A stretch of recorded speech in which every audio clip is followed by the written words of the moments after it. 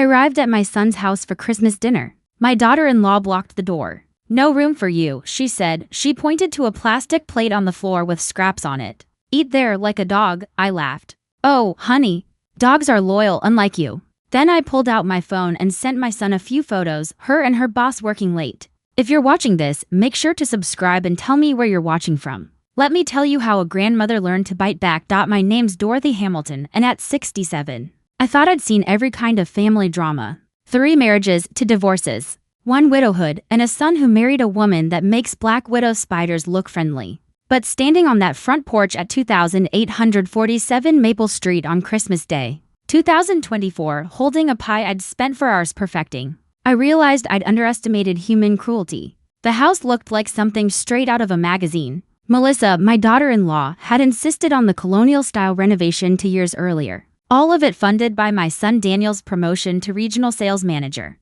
at the pharmaceutical company. White columns, red door, wreaths on every window. Martha Stewart would have cried tears of joy. Too bad the woman inside had the warmth of a meat locker. Dorothy. Melissa stood in the doorway in a burgundy dress that probably cost more than my monthly groceries. Her blonde hair was pulled back tight. That harsh new look she'd adopted since deciding I was excess baggage. "What are you doing here?" she asked. I blinked. "It's Christmas dinner. Daniel invited me last week." That was before we finalized the guest list. She shifted slightly, but still blocked the door. Through the small gap, I saw the dining table set for 8. Crystal glasses, gold-rimmed plates, candles. Not a single place setting for me. "Melissa, I brought apple pie." I held it up, hopeful. "Daniel's favorite, the one with the cinnamon crumble you liked last time." Her smile was sharp enough to cut glass. "How thoughtful. But honestly, we're completely full. The Andersons are here, plus Daniel's work colleagues and their wives. There's simply no room. In a house with 6 bedrooms and a dining room that could seat 12. Something cold settled in my stomach, but I kept my voice calm. Years of handling difficult customers at the department store had taught me patience. "Perhaps I could wait in the kitchen until someone leaves?" "Oh, I don't think so," she said.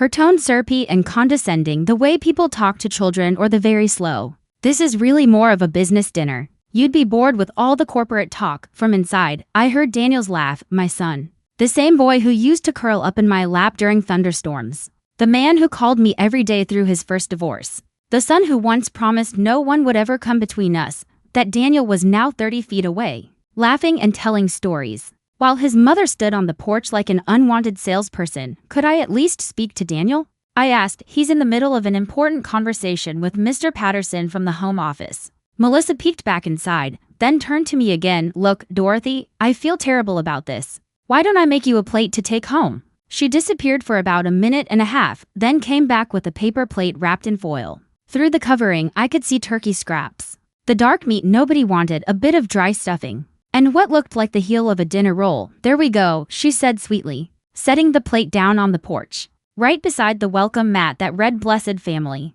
And then she did something I'll never forget. She pointed to the ground beside the plate. "You can eat right there if you're hungry, like a good dog." The words hung in the cold December air like visible frost. For a moment, I couldn't even process what I'd just heard. Dogs, she'd compared me to a dog. Not just any dog, a good dog. The kind that obeys commands and eats scraps without complaint. I looked down at the plate on the concrete porch, then back up at Melissa's face. She wasn't even trying to hide her satisfaction. This wasn't spontaneous, it had been planned. The guest list, the seating arrangement, the paper plate, all of it carefully designed to show me exactly where I stood in her world.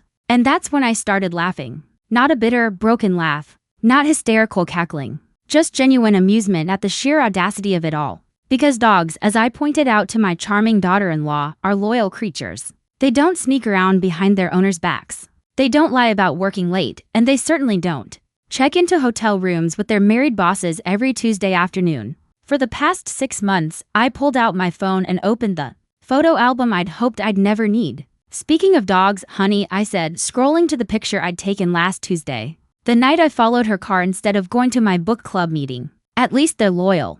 Unlike you." The photo was crystal clear. Melissa and her boss, Mr. Thompson, entering the Marriott downtown at 2:47 p.m. The next photo showed them checking in at the front desk. The third, them kissing in the elevator. I held the phone out so she could see the screen clearly. "Should I send these to Daniel now?" I asked softly. "Or would you prefer to tell him yourself why you're suddenly so interested in working overtime?" The color drained from Melissa's face faster than water down a sink. Her mouth opened and closed like a fish gasping for air. For the first time in 3 years, she was completely speechless. I thought you might appreciate knowing that some of us old dogs still have bite, I said pleasantly and pressed send on the message I'd already typed to Daniel's number. From inside the house, I heard his phone chime. Then silence. Then the sound of a chair scraping against the hardwood floor. What happened next changed everything. Daniel appeared in the doorway about 30 seconds later, holding his phone like it was a live grenade. His face had gone pale under his Christmas tan from the Bahamas vacation.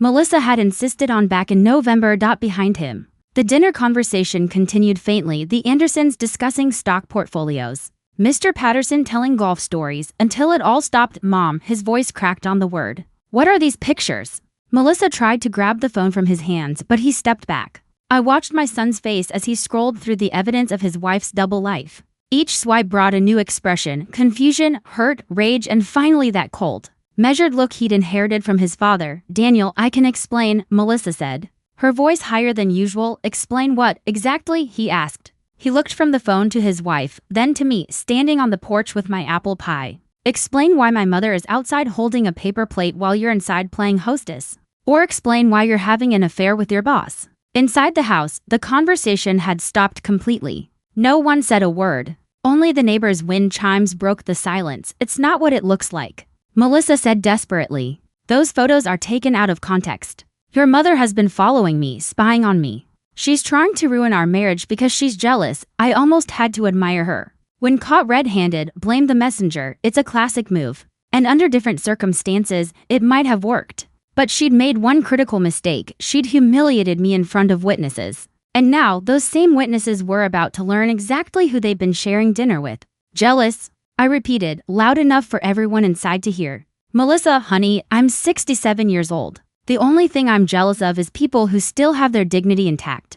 Daniel looked down at the paper plate on the porch, then at his wife. You made my mother eat outside? It was just a joke, Melissa said quickly. A silly Christmas prank. She's being overly dramatic about it. A prank? Daniel's voice was quiet to quiet. I knew that tone. He'd used it exactly twice in his life, once when his best friend stole his bicycle, and once when his first wife cleaned out their joint bank account. You made my mother eat on the porch like an animal. As a prank. Mr. Patterson appeared behind Daniel, a wine glass in his hand.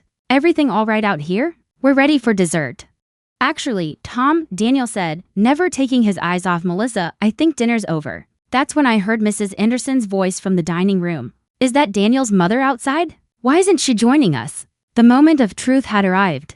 Everyone was about to find out that the perfect Christmas hostess had been serving humiliation, along with the turkey, because I called out cheerfully, stepping past Melissa into the foyer. Apparently there wasn't room for me at the table. But don't worry, Melissa made sure I had somewhere to eat. I held up the paper plate for everyone to see. The collective gasp was audible. Mrs. Anderson's wine glass froze halfway to her lips. Mr. Patterson's friendly expression morphed into something close to horror. The younger couple I didn't recognize exchanged glances.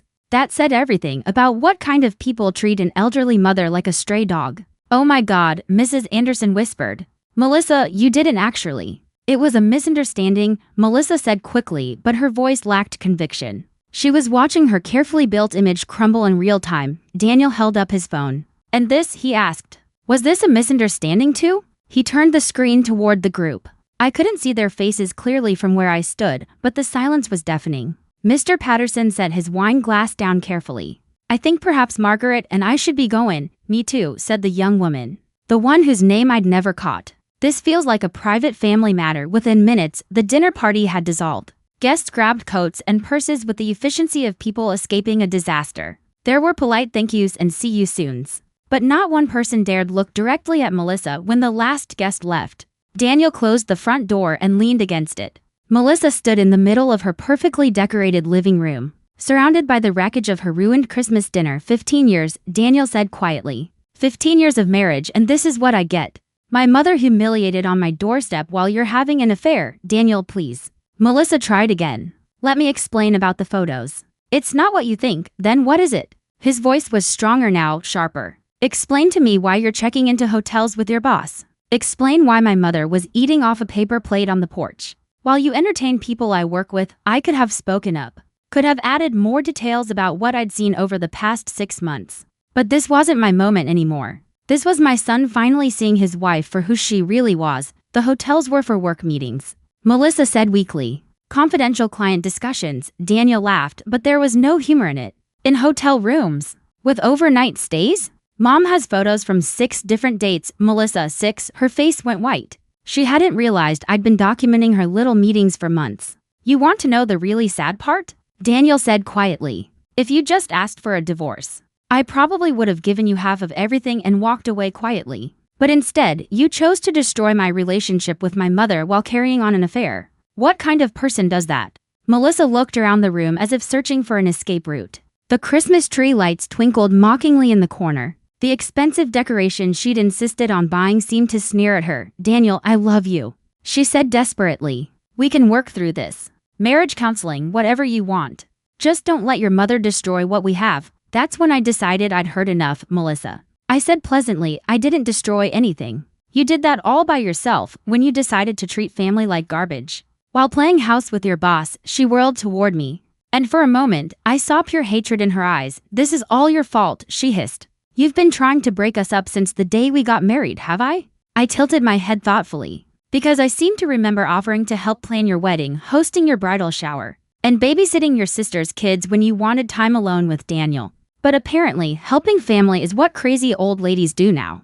Daniel stared at his wife like he was seeing her for the first time. Is that what you really think of my mother? He asked quietly. The question hung in the air like smoke. And in that moment, watching Melissa scramble for an answer that wouldn't damn her further, I realized something profound. For the first time in 3 years, I wasn't afraid of losing my son because I was about to get him back. The silence stretched until Melissa decided that the best defense was a good offense. She straightened her shoulders and faced Daniel with renewed determination. Your mother has been manipulating this family for years, she announced. She pretends to be the sweet grandmother, but she's controlling and possessive. She can't stand that you're married and happy. I almost admired her boldness, almost. Manipulating how, exactly? Daniel asked. The constant phone calls, the surprise visits, the way she questions everything I do. Melissa was gaining momentum now, her voice rising. She undermines my authority in this house at every turn. Your authority? I couldn't help myself. Melissa, this isn't a dictatorship. It's supposed to be a family, see? She said triumphantly, pointing at me. Right there. That's exactly what I'm talking about. She can't let me be the woman of this house. Daniel rubbed his temples like he was getting a headache.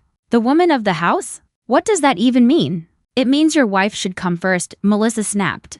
Not your mother. A man is supposed to leave his parents and cleave to his wife. It's biblical, I blinked. In all the years I'd known Melissa, she'd never shown the slightest interest in anything biblical. Unless you counted using the church directory for networking purposes. Did you just quote scripture to justify cheating on your husband? I asked. Her face flushed red. I am not cheating. Daniel held up his phone again. Melissa, I have photos of you kissing another man. What exactly would you call that? It was a moment of weakness, she stammered. Tom was going through a divorce and I was trying to comfort him. It didn't mean anything. 6 different hotels didn't mean anything? Daniel asked. It was just a few times, she said quickly. And it's over now. Completely over. Daniel walked to the window and looked out at the neighbor's house, where Christmas lights twinkled cheerfully on their tree. A normal family. Having a normal holiday. The kind of life he'd thought he was building with Melissa. When did you become someone I don't recognize? He asked quietly. The question seemed to catch her off guard. For a moment, her mask slipped and I saw something that might have been regret. Daniel, I never meant for things to go this far, she said softly. The affair, the way I've treated your mother, none of it was planned. It just happened. Things don't just happen, Melissa. People make choices. She moved toward him, reaching out tentatively. I know I've made mistakes, but we can fix this. We can go to counseling, take a vacation, start fresh. What about my mother? The question stopped her mid-step. What about her? Are you going to apologize for humiliating her on Christmas? For making her eat on the porch like an animal? Melissa's eyes flicked to me, then back to Daniel. I could see her calculating, trying to decide what answer would serve her best. If that's what it takes, she said finally. If that's what it takes, Daniel turned away from the window. Melissa, you don't apologize to someone because it's expedient. You apologize because you're genuinely sorry for hurting them. I am sorry, she insisted. Dorothy, I'm sorry I hurt your feelings. The porch thing was inappropriate. I stared at her for a long moment. It was possibly the most insincere apology I'd ever heard, and I've heard some doozies in my time. Melissa, I said carefully, do you understand why what you did was wrong? Yes, she said quickly. It was mean and unnecessary, but do you understand why it was wrong? She looked confused. Because it hurt your feelings? Daniel closed his eyes. Even he could see that his wife had completely missed the point. It was wrong, I said gently. Because you treated a human being like they were less than human. It was wrong because you humiliated someone in their moment of vulnerability. It was wrong because you chose cruelty when kindness would have cost you nothing. I said I was sorry, Melissa protested. You said words that sounded like sorry, I replied. That's not the same thing. Daniel sank heavily into his leather recliner. The one Melissa had tried to replace 3 times because it didn't fit her decor vision. Melissa, do you love me? Daniel asked quietly. Of course I do, she said. Do you respect me? She hesitated just long enough to make the real answer painfully clear before finally saying, yes, then why? Daniel said, voice tightening. Would you think I'd be okay with you treating my mother like garbage? What kind of man did you think you married? The question seemed to genuinely stump her. And in that moment, I realized something crystal clear. Melissa had never once considered how her actions reflected on Daniel. In her mind, all of this was just about her and me, I thought. I thought you'd understand that I needed to establish boundaries, she said weakly. Boundaries? Daniel gave a short, bitter laugh. Melissa, this woman raised me alone after my father died. She worked 2 jobs to put me through college. She took care of me when I had pneumonia last year while you were off at your spa weekend. What boundaries exactly did you think you needed? She's too involved in our marriage. How? Daniel pressed. How is she too involved? Melissa looked around the room like she was searching for evidence that didn't exist. She calls too much. How often? Once a week. She gives unwanted advice. Like what? Melissa's voice trailed off as she realized she didn't actually have an example. What? Melissa. Daniel said, voice low. She loves me. She wants to be part of our family. She brings us food, remembers our anniversaries, and asks about our lives. With each word, Melissa seemed to shrink. The confident womanhood blocked the door earlier was gone, replaced by someone finally. Hearing how her behavior sounded out loud, I just wanted us to have our own life, she whispered. We do have our own life, Daniel said.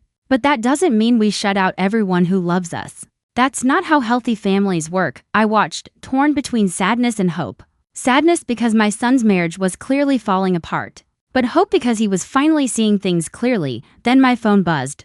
I glanced down and felt my heart skip.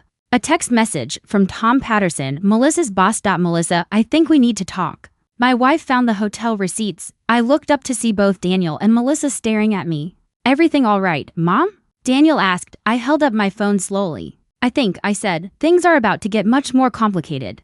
Because while we've been dealing with our family drama, the real world kept spinning and apparently, Melissa's affair was about to become everyone's problem, not just ours. Who was that? Daniel demanded. Before I could answer, Melissa's phone started ringing. She looked at the caller ID and went pale. It's Tom, she whispered. Daniel's expression hardened. Answer it, Daniel. I don't think. Answer it, he repeated, voice like steel. Right now. On speaker, Melissa's hands trembled as she accepted the call and hit speaker. Melissa. Came Tom's voice, tight with panic. We have a problem. His voice crackled through the speaker like a confession being broadcast to the world. Melissa. Linda found everything. The hotel receipts, the texts, even the jewelry receipts from that weekend in Chicago. Daniel's face went through a storm of emotions, hurt, rage, and something that almost looked like relief. Relief that his instincts about his wife had finally been confirmed. Tom, I can't talk right now. Melissa said quickly, eyes darting toward Daniel in panic. Double quotes, yes, you can, Daniel said firmly. In fact, I insist. Keep talking, Tom. There was silence on the other end. Who's that? Tom asked finally. That would be my husband, Melissa said weakly. The silence that followed was absolute. I could even hear the faint Christmas music playing from the dining room stereo. White Christmas. How perfectly ironic for the death of a marriage. Oh God, Tom finally whispered. Melissa, what have you done? What has she done? Daniel leaned forward. Tom, this is Daniel Stevens. I believe you know my wife quite well. Daniel, this isn't we never meant for what? Daniel cut in. For me to find out? For your wife to find out? Or for it to happen at all? I had to give Tom credit. When cornered, he at least chose honesty for any of it. Tom said quietly. Daniel, I'm sorry. This got way out of hand. How long? Daniel's voice was deadly calm. 6 months, Tom admitted. Maybe 7, Melissa shot to her feet. Tom, stop talking. Just stop, actually. Tom, I said pleasantly, please keep talking. I'm particularly interested in how this might affect your position at the pharmaceutical company. Doesn't your company have policies about managers having affairs with married employees? The silence that followed was deafening. Who is that? Tom asked. That's my mother, Daniel said, and there was a note of pride in his voice. And she's absolutely right. Your company does have those policies, doesn't it?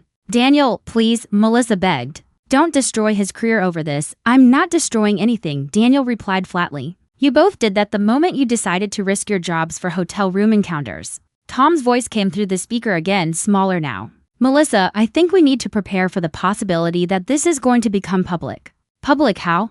Melissa asked sharply. Linda's already called my boss, Tom said. She's threatening to file a complaint with HR about the inappropriate relationship. And she's talking to a divorce attorney. Daniel stood up and began pacing the room. So, let me get this straight, he said, voice rising. Not only did you have an affair, but you did it with your boss, creating a massive conflict of interest that could cost you both your jobs? It wasn't supposed to be like this, Melissa protested. What was it supposed to be like? I asked, my voice calm but curious. Did you have a plan for how the affair was supposed to go? She whirled on me. Stop acting like you're innocent in all this. You've been documenting our private lives like some kind of stalker, actually, I said mildly. I've been documenting your very public activities. There's a difference between private and secret, dear. Daniel stopped pacing and turned to me. How long have you known about this, Mom? About 3 months for certain, I said. I suspected longer. Why didn't you tell me? I looked at my son, this man I'd raised from a boy, who collected baseball cards, into the successful adult who now managed pharmaceutical sales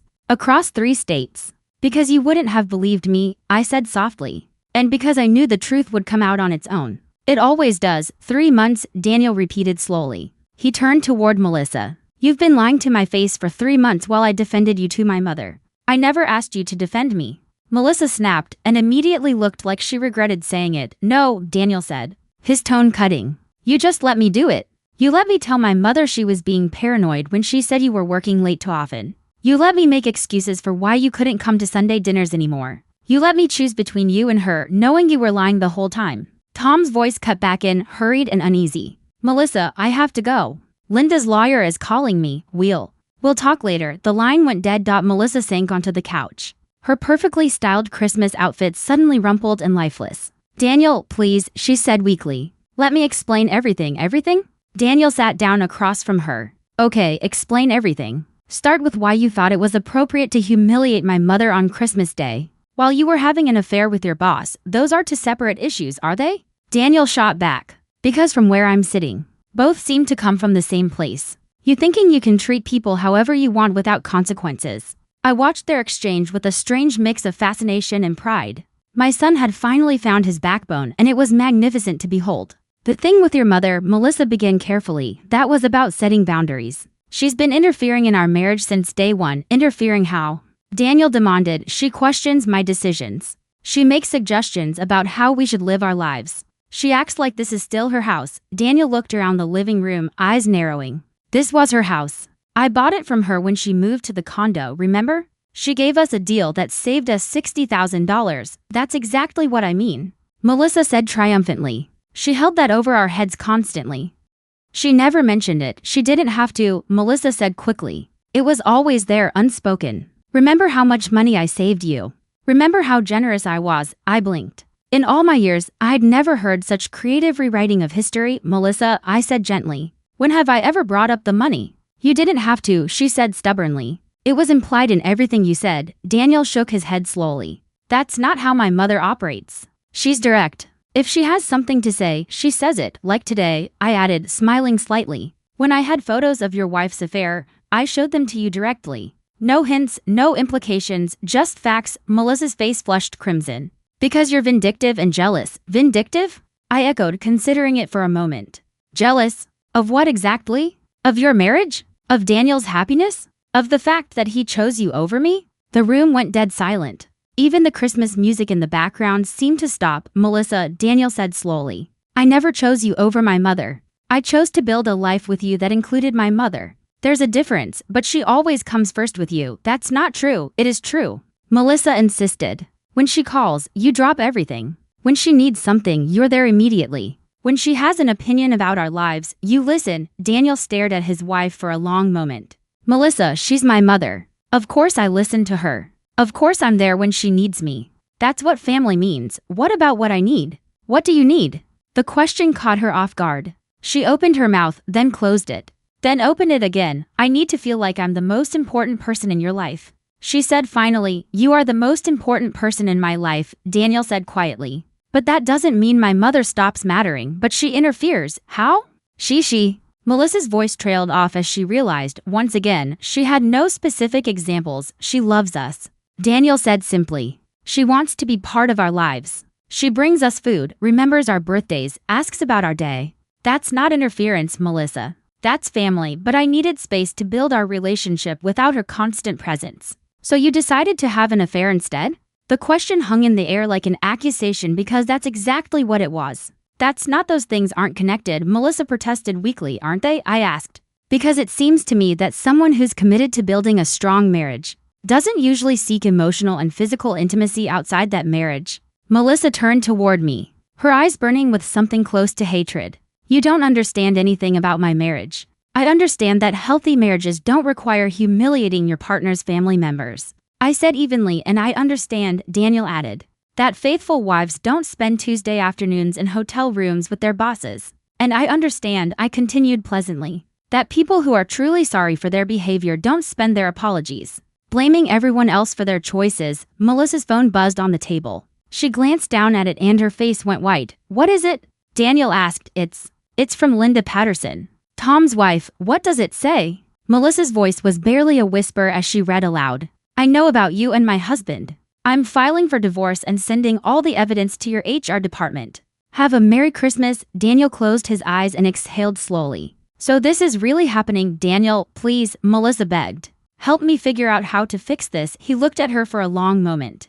Then he looked at me. Then around the room at the perfectly decorated living room, the expensive furniture, the carefully curated life. Melissa, he said quietly, I don't think this can be fixed. That's when she finally started to cry. Melissa's tears weren't delicate or performative. They were the kind that come when you realize everything you've built is crumbling faster than you can grab the pieces. They were raw, desperate sobs that shook her whole body. Daniel, please. She gasped between breaths. I'll do anything. I'll quit my job.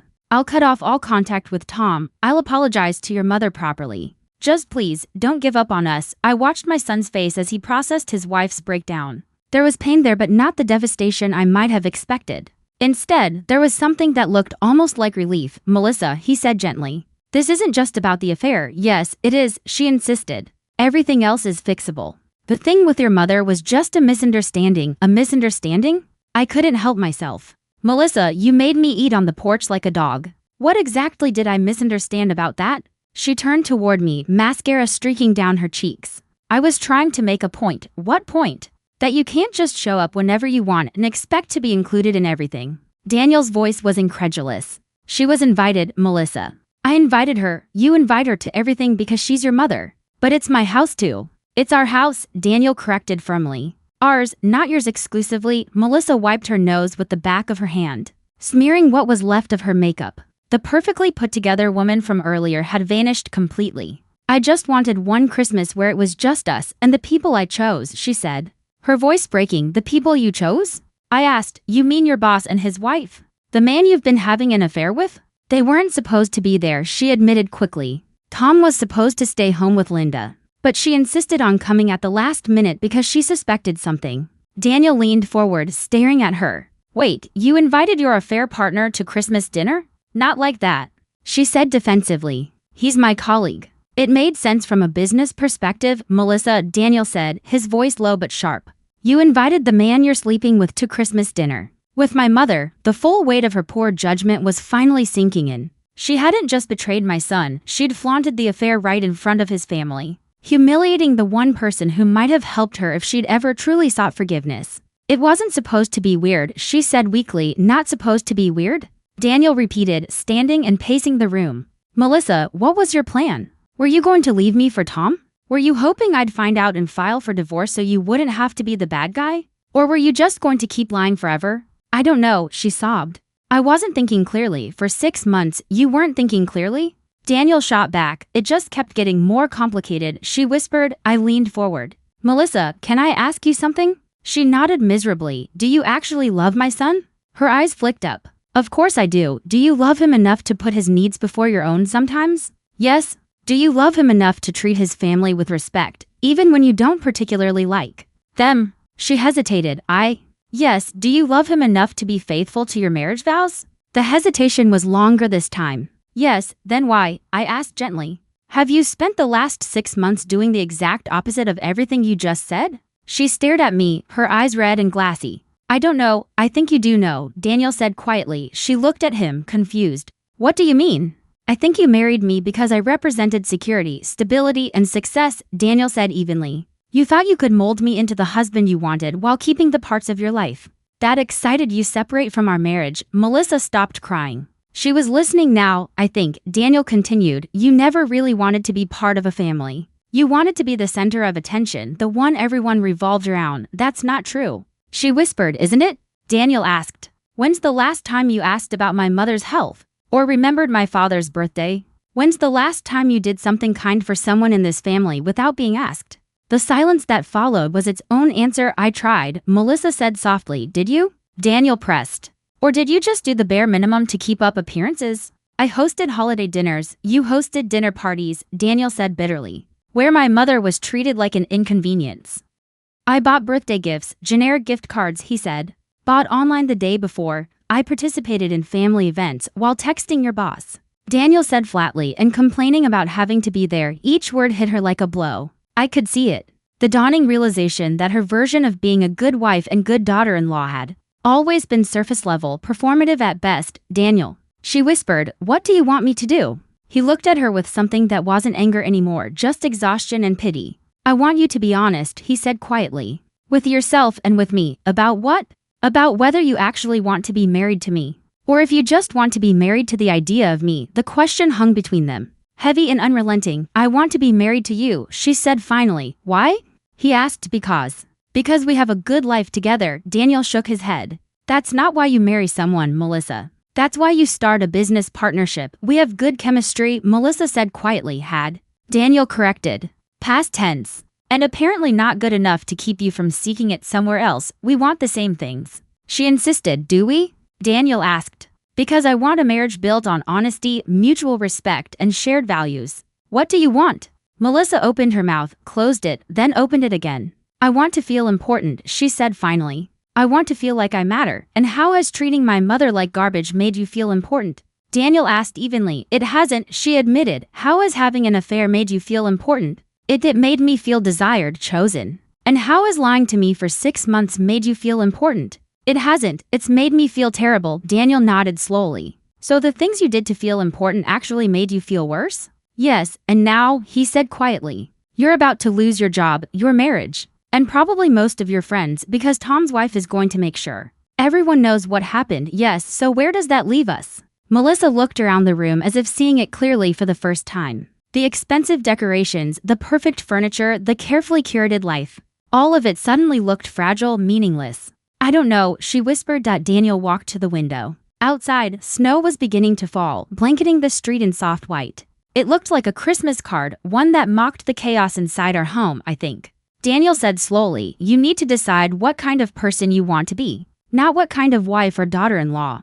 What kind of human being you want to be, Daniel. Please don't leave me, Melissa begged. He turned to face her. Melissa, I can't save you from the consequences of your choices. And honestly, I'm not sure I want to try anymore. What does that mean? She asked shakily. It means the woman I married wouldn't have humiliated my mother on Christmas Day. She wouldn't have had an affair with her boss. She wouldn't have lied to my face for 6 months while I defended her to the people who love me. People change, she whispered. Yes, Daniel said. They do, and you changed into someone I don't recognize. Melissa's phone buzzed again, this time. An incoming call from an unknown number. Answer it. Daniel said, I don't want to, she muttered. Answer it anyway. Her hands trembled as she picked up the phone and pressed speaker. Melissa Stevens. She said softly, hello. Mrs. Stevens, came a crisp, professional voice. This is Jennifer Walsh from Human Resources at Patterson Pharmaceuticals. I need you to come in tomorrow morning at 9 a.m. to discuss some concerning allegations that have been brought to our attention. The color drained from Melissa's face. Tomorrow is December 26th. Yes, it is, the woman said. 9 a.m. sharp. Don't be late. The line went dead. Daniel looked at his wife. something like pity flickering in his eyes. Well, he said quietly, I guess this is really happening. And that's when the front door opened without knocking. Tom Patterson stood in the doorway. His face grim, his posture tense. He looked like a man walking toward his own execution. His usually immaculate appearance was a mess, hair uncombed, shirt wrinkled. The faint smell of alcohol hanging on him like spoiled cologne. Behind him, the snow fell harder, turning the world outside into a silent, perfect winter wonderland that mocked the disaster inside. Tom, Melissa whispered. What are you doing here? Linda threw me out, he said flatly. She also sent copies of all the evidence to my boss. Your boss? Daniel asked. My boss, Tom said grimly, and apparently half the company directory. He looked around the room at the decorations, the lights, and the three stunned faces watching him. Figured we might as well all go down together. Daniel stepped forward. Tom, I think you should leave. Actually, Daniel, Tom said, his tone bitter. I think I should stay. Because what I have to say affects all of you. We don't want to hear it, I said evenly. This family has had enough drama for one Christmas. Tom looked at me, and for a moment, I thought I saw respect in his eyes. Mrs. Hamilton, right? Dorothy? That's correct. You're the one who took the photos. I am, I said calmly. He gave a dry, humorless laugh. Smart lady. Thorough documentation. Then he turned to Daniel. Your mother, Tom said flatly, saved you about 2 years of wondering why your marriage felt wrong. Tom, get out. Melissa said desperately. Just leave, please. Can't do that, sweetheart. His voice was cold now. See, Linda's lawyer called me an hour ago. Apparently, there's more to this story than just our little affair. The temperature in the room seemed to drop 10 degrees. What do you mean? Daniel asked, his tone sharp. Tom sat down on the couch without being invited, like a man who had officially stopped caring about social niceties. Melissa, he said, you want to tell them, or should I? Tell us what? I asked. Melissa's face went completely white. Tom, please don't. Don't what? Daniel's voice was tight with alarm. Tom pulled out his phone and began scrolling through it with the slow, deliberate movements of someone who'd been drinking. Linda's been doing her own investigation. Turns out, Melissa here has been quite busy. What kind of investigation? I asked. Financial, Tom replied. See, Linda used to be a forensic accountant before she married me. Old habits die hard. He looked up from his phone. Daniel, when's the last time you checked your joint credit card statements? What does that have to do with anything? Daniel asked. Humor me, Tom said. Daniel frowned but pulled out his phone. I watched his expression shift as he opened their banking app, confusion first, then disbelief, and finally, something darker. Melissa, he said slowly. There are charges here I don't recognize. What kind of charges? I asked quietly. Hotels, restaurants, jewelry stores. His voice tightened with each word. Melissa, there's over $8,000 in charges from places I've never even been. Tom nodded grimly. That's just the beginning. Linda found evidence of a second credit card. One opened in your name, Daniel, but sent to a P.O. box Melissa's been using. The silence that followed was deafening. Melissa, Daniel said, his voice dangerously calm. Is this true? She couldn't look at him. It's not what you think. What is it then? I needed a way to pay for things without you asking questions, she whispered. Things like hotel rooms with Tom and gifts, and dinners when we traveled together for conferences. Daniel set his phone down slowly, his movements controlled but trembling with restrained anger. You opened a credit card in my name to fund your affair. It was only supposed to be temporary. Melissa pleaded. Melissa, that's fraud. It's not fraud if we're married. Spouses can no, I cut in sharply. Spouses cannot open credit accounts in each other's names without permission. That's identity theft. Tom nodded. Linda's lawyer confirmed it. Said it's actually a federal crime if the amounts are high enough. How high? Daniel asked. Tom looked at his phone again. According to Linda's research, about $37,000 over the past 8 months. The number hung in the air like a weight no one could bear. $37,000. Daniel repeated. So not just adultery, but financial fraud on top of it. Daniel, Melissa said desperately. I can explain everything. Explain what? Daniel snapped. How you stole nearly $40,000 from me to fund your affair. It wasn't stealing. I was going to pay it back. With what money? I was going to get a promotion. Tom promised. I never promised anything, Tom interrupted sharply. I specifically told you not to expect any promotion because of U.S. Melissa turned on him, furious. You said if I was patient, things would work out. I was talking about us maybe being together someday, not your career advancement.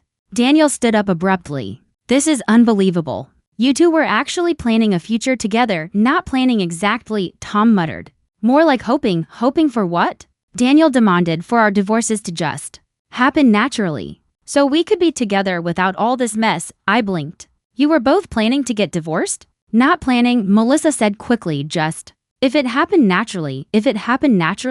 Daniel's voice rose. Melissa, marriages don't end naturally. They end because people make choices. We thought maybe you'd realize we weren't compatible, she whispered. So? You decided to help that realization along by treating my mother like garbage and spending my money on your affair? It wasn't like that. Then what was it like? Daniel shot back. Tom stood, slightly unsteady, and said with bitter clarity, it was like people too cowardly to end their marriages honestly. So they sabotaged them instead. His words hit the room like a gunshot. That's what we did. He continued quietly. We created situations that would force our spouses to leave us, so we wouldn't have to be the bad guys. Speak for yourself, Melissa snapped. I am speaking for myself and for you, Tom said harshly. Because that's exactly what you did when you humiliated Daniel's mother today. You were hoping he'd be so disgusted that he'd ask for a divorce. Daniel turned to his wife, his expression filled with dawning comprehension. Is that true? No, Melissa whispered.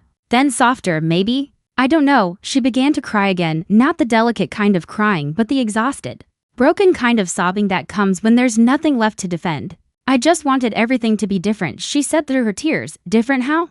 Daniel asked gently. I wanted to feel like I mattered, Melissa said. Like I was chosen. Like I was the most important person in someone's life. You were the most important person in my life, Daniel said quietly. But not the only person, of course not, she said, almost defensively. That's not how life works. Melissa, he continued. People have families, friends, communities.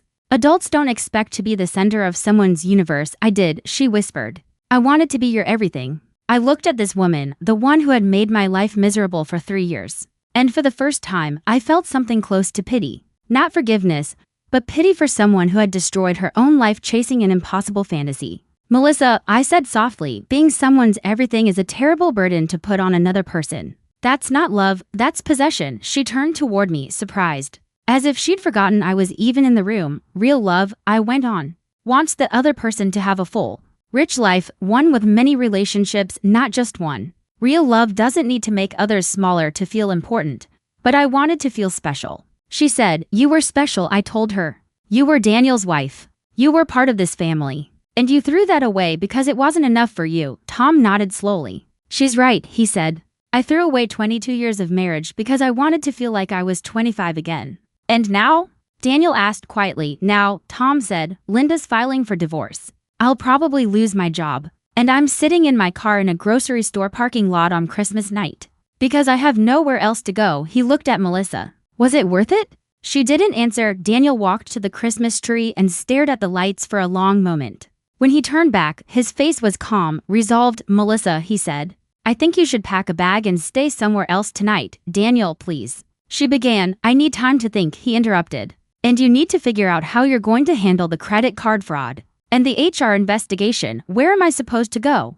She asked. That's something you'll need to figure out, Daniel said. Tom stood up. You can't stay with me, he said. Linda changed the locks for the first time. Melissa seemed to realize that her safety net had vanished completely. No husband, no lover, and probably no job by tomorrow evening. What about Christmas? She asked softly. What about it?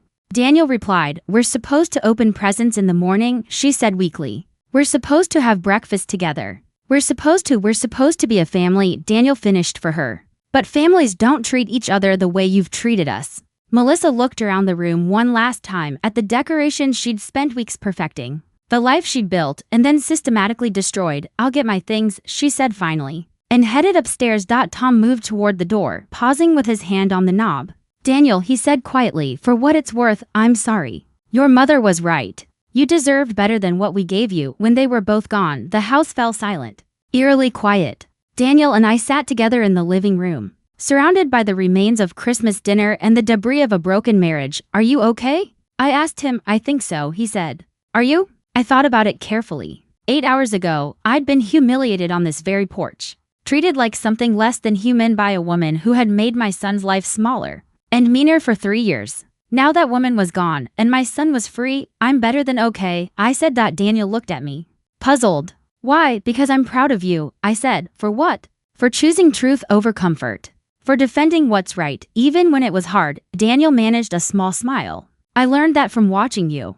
when you could have just walked away from that porch and never spoken to either of us again.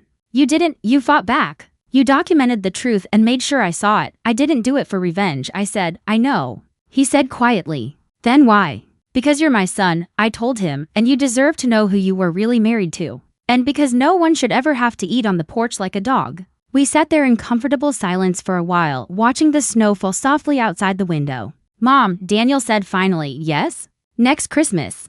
Would you like to host dinner at your place? I smiled. I'd love that, but only if you promise to help with the dishes, deal, he said. And Daniel? Yeah. Next time you bring someone to Christmas dinner, make sure it's someone who understands that love multiplies, it doesn't divide, he nodded.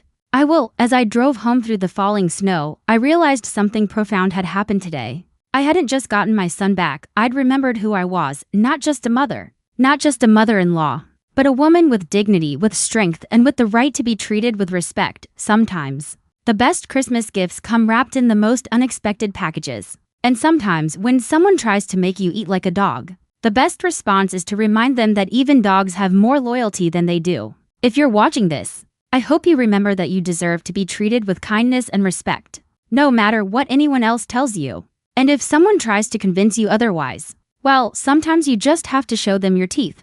Now tell me, what would you have done in my situation? Have you ever had to choose between keeping the peace and standing up for yourself? Let me know in the comments below. Merry Christmas, everyone, and remember, the best revenge is living well. Thanks for listening. Don't forget to subscribe and feel free to share your story in the comments. Your voice matters.